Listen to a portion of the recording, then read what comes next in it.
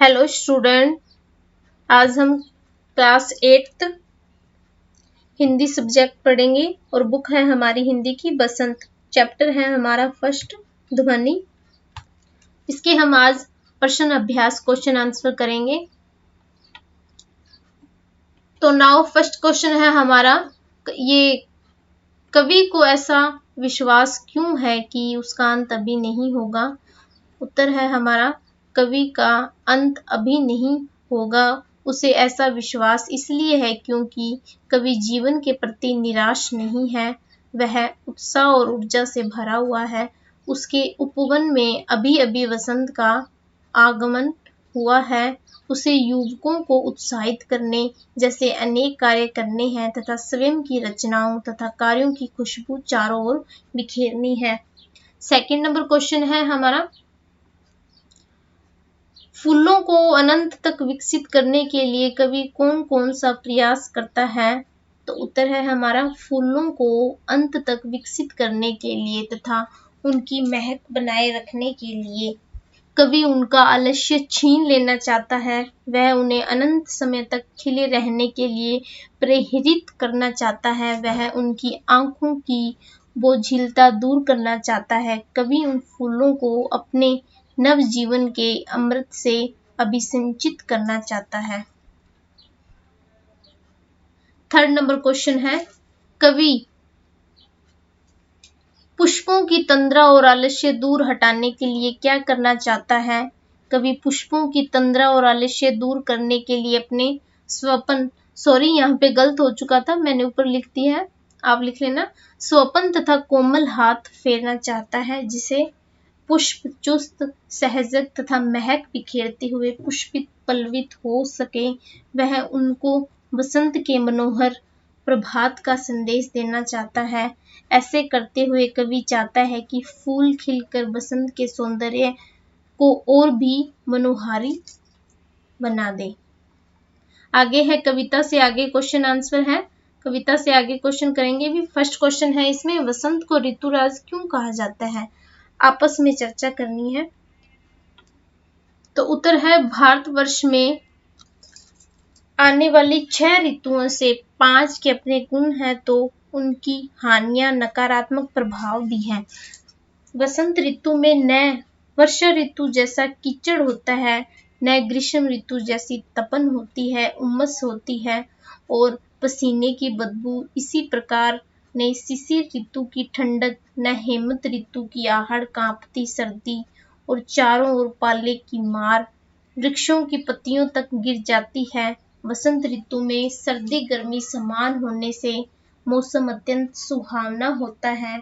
पेड़ों पर लाल लाल पत्ते, कोंपले तथा हरे हरे पत्तों के बीच रंग बिरंगे फूलों के गुच्छे तो पेड़ों के गले में हार के समान दिखाई देती है।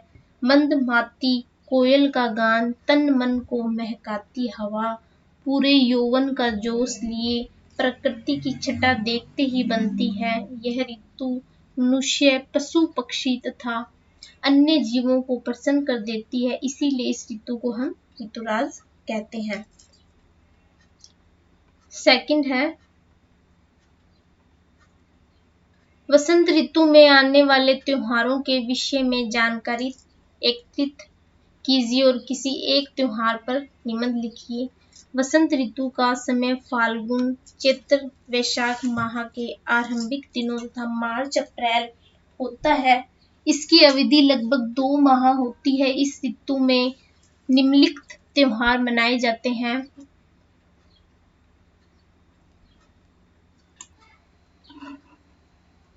वसंत पंचमी, इस त्योहार पर लोग पीले वस्त्र धारण करते हैं। किसान शाम को पूजन के उपरांत नई फसल का अनाज मुंह में डालते हैं। इसी दिन ज्ञान की देवी सरस्वती की पूजा अर्चना की जाती है। जगह जगह पंडालों में सरस्वती की मूर्तियां स्थापित कर उनकी स्तुति तथा अन्य कार्यक्रम आयोजित किए जाते हैं। महाशिवरात्रि,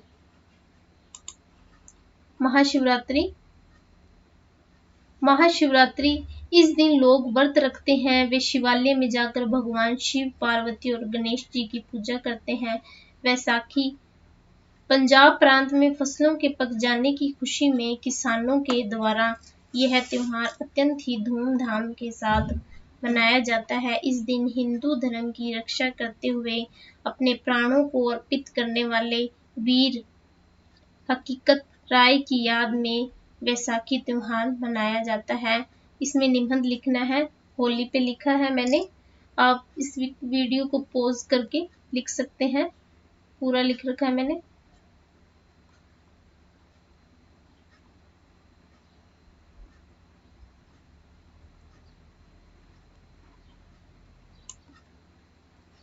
ऋतु परिवर्तन को जीवन पर गहरा प्रभाव पड़ता है।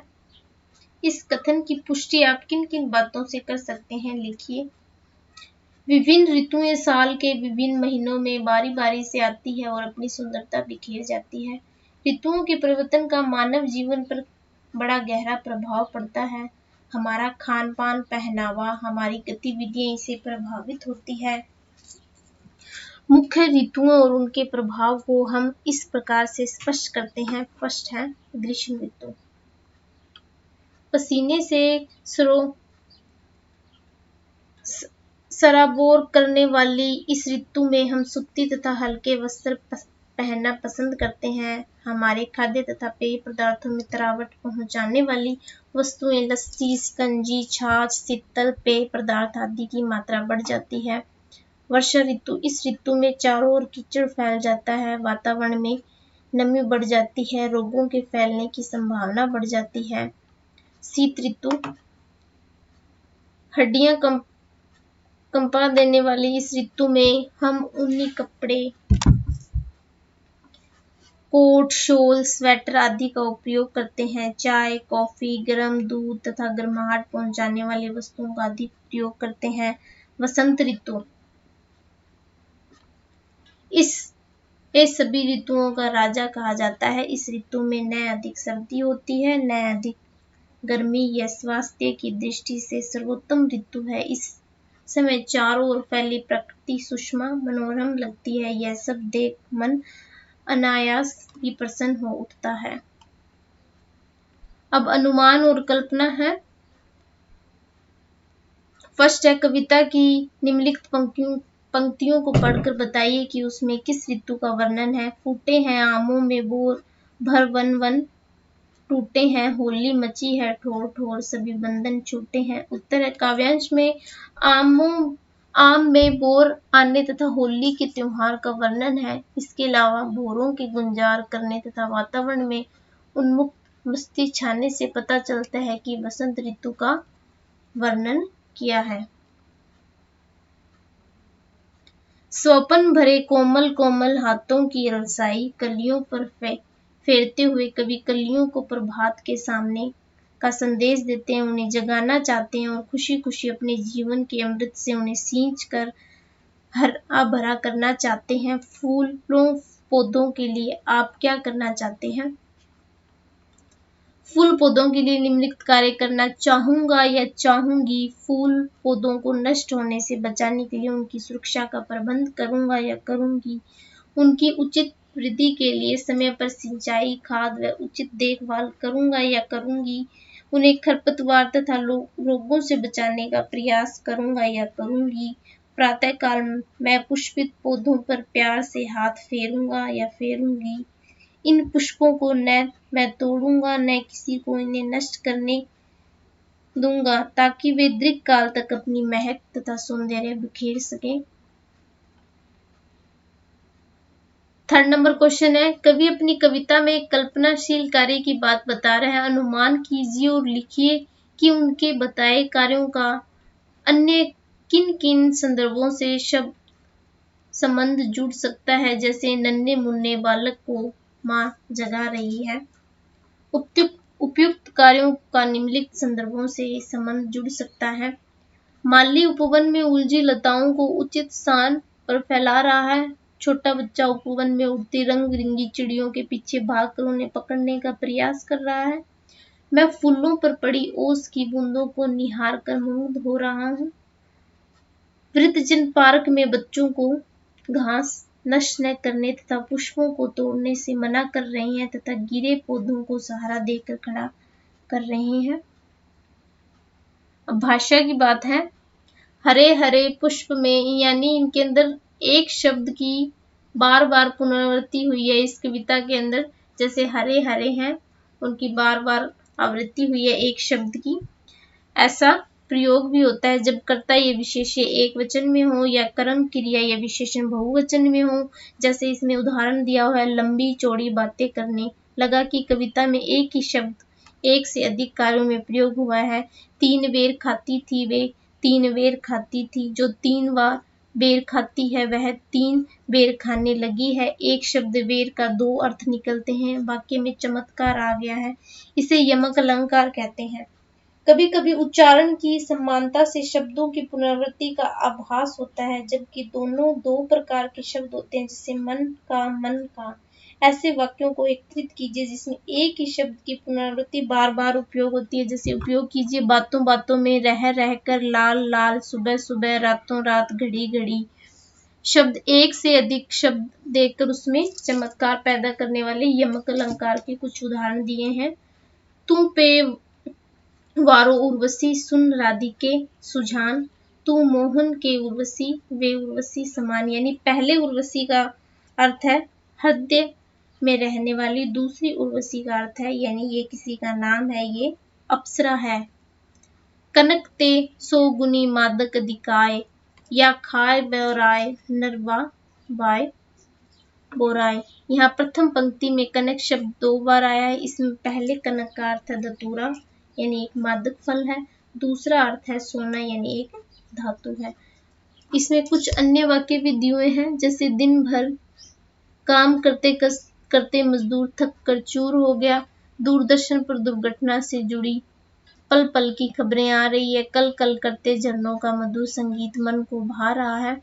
इसमें शब्दों का वाक्य उपयोग भी किया है। बातों बातों में सुमन ने मेरा दिल जीत लिया, रह रह कर बादल बरस रहे हैं, रह रह कर बिजली चमकती रही है, लाल लाल कश्मीर में पेड़ों पर लटका लाल लाल सेब बहुत अच्छे लग रहे हैं, सुबह सुबह घूमने जाने से स्वास्थ्य अच्छा रहता है, रातों रात उस पर लोगों का इतना कर्ज हो गया है कि उसने रातों रात मकान बेच दिया और कहीं अन्य चला गया।